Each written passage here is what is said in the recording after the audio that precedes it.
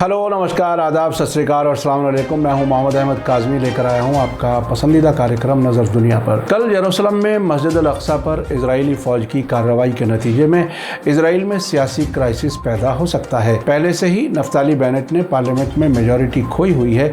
Israel की कोalition सरकार में पहली बार हिस्सेदार बनने वाली यूनाइटेड अरब लिस्ट, जिसे हिब्रू में राम पार्टी कहा जाता है, उसने कहा है कि मस्जिद अल अक्सा रेड लाइन है और इसके मुकाबले में कोई सियासी फ़ायदा नुकसान नहीं देखा जाएगा।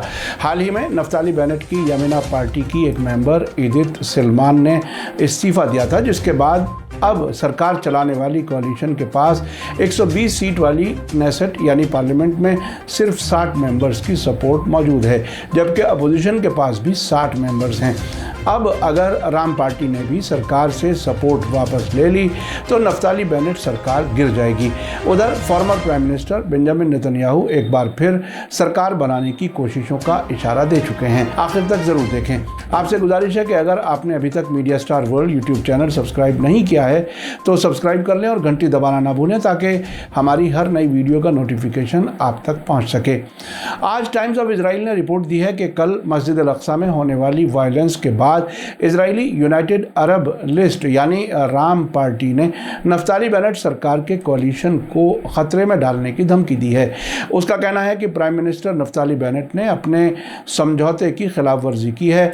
राम पार्टी के सरबराह मंसूर अब्बास का कहना है कि अल अक्सा को लगातार नुकसान हमारे लिए रेड लाइन है। कल इजरायली फोर्सेस के अल अक्सा पर किए गए हमले में 150 लोग जख्मी हुए थे और 400 लोगों को गिरफ्तार किया गया था।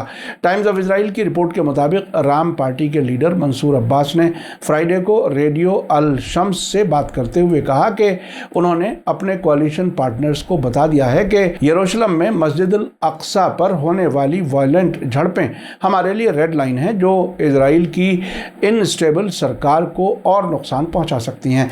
मंसूर अब्बास ने कहा कि अल अक्सा के मामले में कोई सियासी सोच नहीं है। आपको बता दूं कि इजरायली मीडिया मस्जिद अल अक्सा को टेंपल माउंट कहता है, जबकि मुसलमान इसे मस्जिद अल अक्सा ही कहते हैं। इजरायली यहूदी मस्जिद अल अक्सा में अपने अकीदे के मुताबिक इबादत करना चाहते हैं। हाल ही में BBC ने एक रिपोर्ट में बताया था कि बहुत से यहूदी अल अक्सा में अपने मजहबी पहचान बदलकर मुसलमानों के लिबास में दाखिल होते हैं। आपको बता दूं कि मौजूदा इजराइल सरकार हाल के दिनों में प्राइम मिनिस्टर नफ्ताली बेनेट की यमीना पार्टी की एक मेंबर एडिथ सिलमान के अलायंस छोड़ देने के बाद गिरने के कगार पर पहुंच गई थी। इसके बाद बेनेट की सरकार ने पार्लियामेंट में मेजॉरिटी खो दी थी। रेड क्रिसेंट के मुताबिक कल अल अक्सा में की जाने वाली कार्रवाई में 150 से ज़्यादा फ़िलिस्तीनी ज़ख्मी हुए हैं। इजराइल का कहना है कि ज़ख्मी होने वालों में उसके 3 अफसर भी शामिल हैं। मुस्लिम वक्फ अफसरान ने कहा है कि सैकड़ों लोगों को गिरफ्तार किया गया है, जबकि इजरायली सरकारी कान पब्लिक ब्रॉडकास्टर के ज़रिए एक इजरायली पुलिस सोर्स के हवाले से बताया गया है कि 400 को हिरासत में लिया गया है।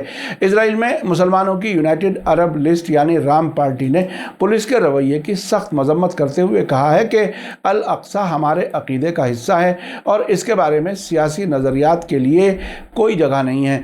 अल अक्सा मस्जिद पर मुसलमानों का ख़ास हक़ है। रोज़ाना होने वाले हमले उस ख़ास हक़ के ख़िलाफ़ एक हमला है। बाद में राम पार्टी के मेंबर पार्लियामेंट माज़न गनीम ने अगर अल अक्सा मस्जिद में सिक्योरिटी फोर्सेस की कार्रवाई फ़ौरन नहीं रुकी तो अलायंस छोड़ने की धमकी दी है। उन्होंने बेनेट को खिताब करते हुए कहा कि ऐसी सरकार जो इस तरह से काम करती है उसे बाकी रहने का कोई हक़ नहीं है। यूनाइटेड अरब लिस्ट यानी राम पार्टी के सामी अबू शहादे समेत दूसरे इजरायली मेंबर्स ऑफ पार्लियामेंट ने अल अक्सा मस्जिद में इबादत करने वालों पर हमले की मजम्मत की है। शहादे ने ट्विटर पर लिखा है कि अल अक्सा मस्जिद में हमला और इस्लाम के सबसे पाक महीने में मस्जिद में नमाजियों पर हमला और रमज़ान के महीने में जुमे की नमाज से कुछ घंटे पहले किया गया हमला एक रेड लाइन है और प्राइम मिनिस्टर नफ्ताली बेनेट भड़काने वाले फैसलों के लिए पूरी तरह से जिम्मेदार हैं। टाइम्स ऑफ इजराइल के मुताबिक कल अल अक्सा मस्जिद में हुई झड़पों के बीच पुलिस ने एक बयान में कहा है कि वो पाक मकाम पर इबादत करने की इजाज़त देने के लिए पाबंद है। बयान में बताया गया है कि हम इबादत करने वालों से हालात ठीक बनाए रखने और डिसिप्लिन तरीके से इबादत करने की अपील करते हैं। बयान में कहा गया है कि इजराइल पुलिस दंगाइयों को इबादत और आम इंतजामात में रुकावट डालने की इजाज़त नहीं देगी। इसी बीच खबर है कि प्राइम मिनिस्टर नफ्ताली बेनेट ने पुलिस कमिश्नर कोबी शब्ताई और अवामी सिक्योरिटी मिनिस्टर ओमर बारलेव के साथ यरूशलेम में एक बॉर्डर पुलिस ऑफिस में मुलाकात की है। इस मुलाकात के बाद बेनेट ने ट्वीट करके बताया कि हम इजरायली शहरियों के लिए सिक्योरिटी मुहैया करने के लिए काम कर रहे हैं। अवामी सिक्योरिटी मिनिस्टर ओमर बारलेव ने मीटिंग के बाद ट्विटर पर लिखा कि हमने बार बार कहा है कि हम टेंपल माउंट यानी मस्जिद अल अक्सा पर इबादत की आज़ादी की इजाज़त देने के लिए अपनी पूरी कोशिश करेंगे और ये हकीकत नहीं बदली है। जो पुलिस वाले वहाँ हैं वे बड़ी हिम्मत और सख्त हालात में काम कर रहे हैं, जबकि उन्हें वायलेंट एलिमेंट्स का सामना करना पड़ता है जिन्होंने टेंपल माउंट और वेस्टर्न दीवार पर इबादत की आज़ादी की खिलाफ वर्जी करने के लिए पत्थर और लोहे की सलाखों को इकट्ठा किया हुआ है। पुलिस कमिश्नर कोबी शब्ताई ने कहा कि हम किसी भी मुट्ठी भर लोगों को अमन बिगाड़ने या इबादत की आज़ादी में खलल डालने की इजाज़त नहीं देंगे। इसी बीच इजराइल के फॉरेन मिनिस्टर यायर लैपिड ने अपने बयान में कहा है कि इजराइल यरूशलेम में सभी मजहबों के लोगों के लिए इबादत की आज़ादी मुहैया करने के लिए पाबंद है और हमारा मकसद रमज़ान के दौरान मुसलमानों के लिए पुरअमन तरीके से इबादत का मौका देना है। उनका ये बयान हिब्रू और अरबी दोनों ज़बानों में छपा है।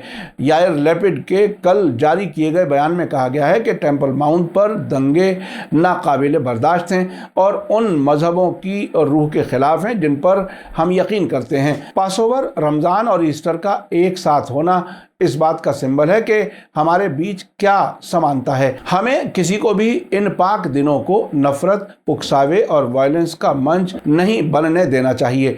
इसी बीच खबर है कि इजराइल की एजेंट समझी जाने वाली महमूद अब्बास की लीडरशिप वाली फ़िलिस्तीनी अथॉरिटी की फॉरेन मिनिस्ट्री, जो हमास की मुखालिफ समझी जाती है, ने एक बयान जारी करके अल अक्सा में हुए हमले की मजम्मत करते हुए कहा है कि ये अल अक्सा में इजरायली पुलिस के ज़रिए किए गए बड़े गुनाह हैं। फ़िलिस्तीनी अथॉरिटी ने कहा है कि वो टकराव के किसी भी नतीजे के लिए सीधे तौर पर इजरायली सरकार को जिम्मेदार ठहराते हैं। फ़िलिस्तीनी अथॉरिटी के प्रेसिडेंट महमूद अब्बास के स्पोक्सपर्सन नबील अबू रुदीने ने कहा है कि अल अक्सा मस्जिद पर हमला और कब्ज़े वाले फोर्सेस का उसके अंदर दाखिल होना एक ख़तरनाक वाक़या और नापाक कदम है और ये हमारे फ़िलिस्तीनी लोगों पर ऐलान जंग करने के बराबर है।